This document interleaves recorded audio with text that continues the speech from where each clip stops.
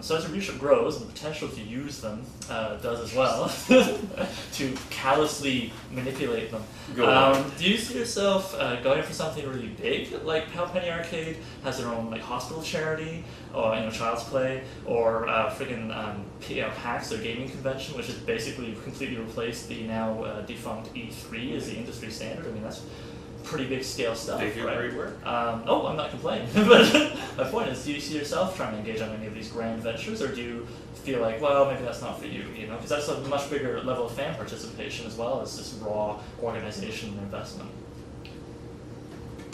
Well, I think if I had a good idea, I'd go for it.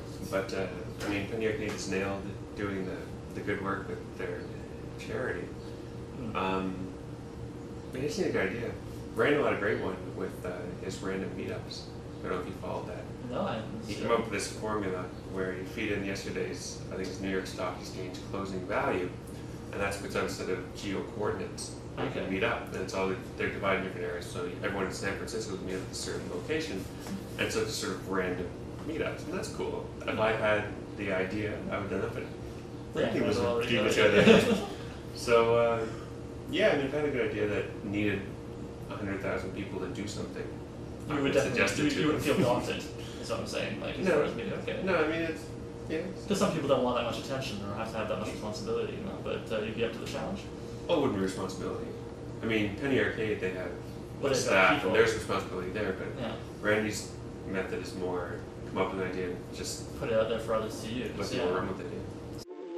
Read a book, play a game, every night is just the same. So do you feel that maybe it's like coming up with these kinds of auxiliary ideas that really helps a webcomic stand up, right? Because I'm much more likely to remember a webcomic that has these kinds of clever notions put out there, games really.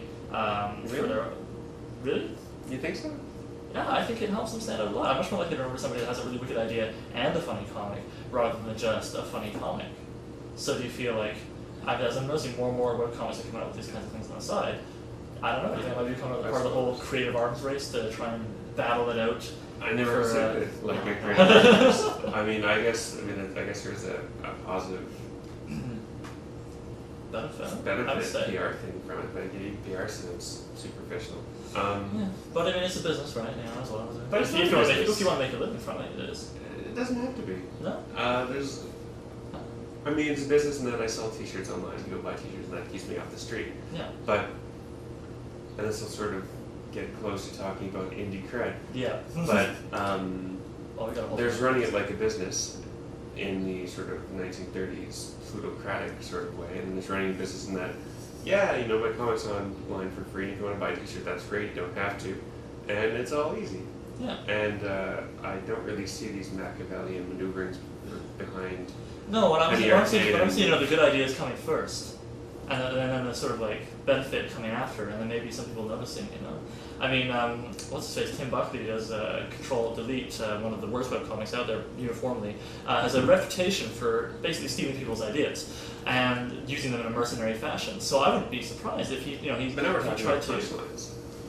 Well, that too, yeah. But what I mean is, I wouldn't be surprised to see him making, or people like him making that kind of, noticing that kind of dynamic where, and then they're trying to, say people come up with their own charity or their own, random meetups idea or their own clever thing, just to try and build, a fewer amongst their fan base. Sure, I mean, they're always going to have people duplicating usually poorly what you've done. Yeah.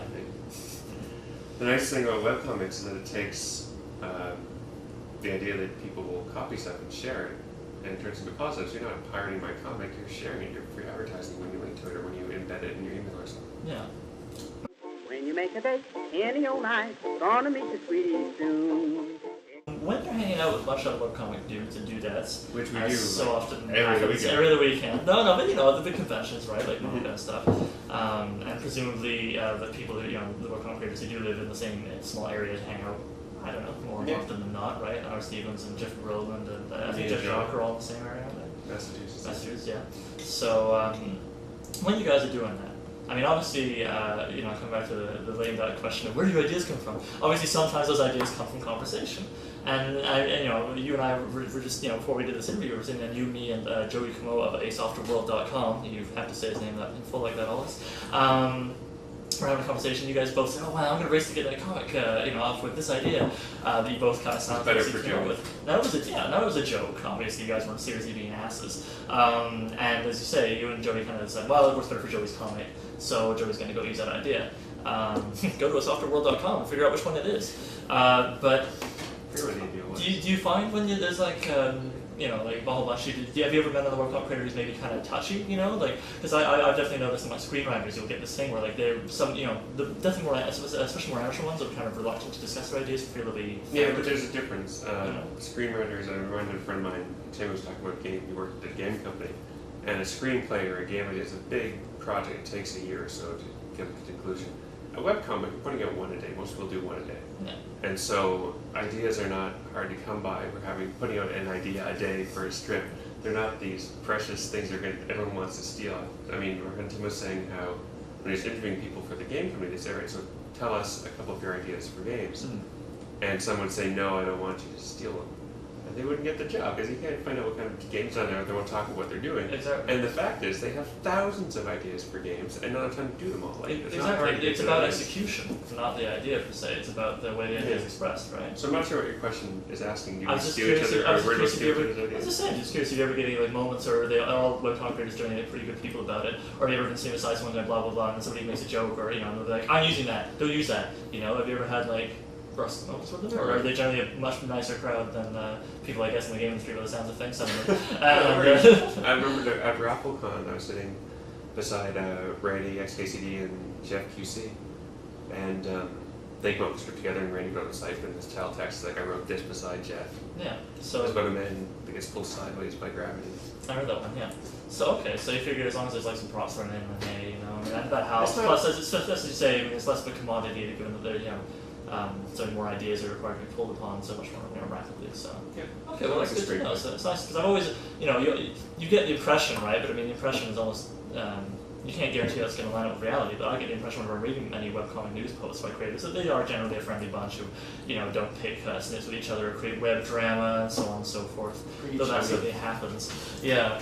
Okay, well, that's good stuff then. That's pretty much all I've got for you today, Ryan North of quants.com. Thanks for coming out. My pleasure, Oliver. Good.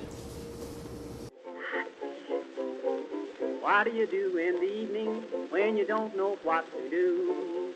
Read a book, play a game, every night is just the same. What do you say if I tell you how to keep from feeling blue? My advice is good to take and it's easier to do. When you're all alone, any old night, and you're feeling out of tune, pick up your hat, close up your flat, and get out and get under the moon.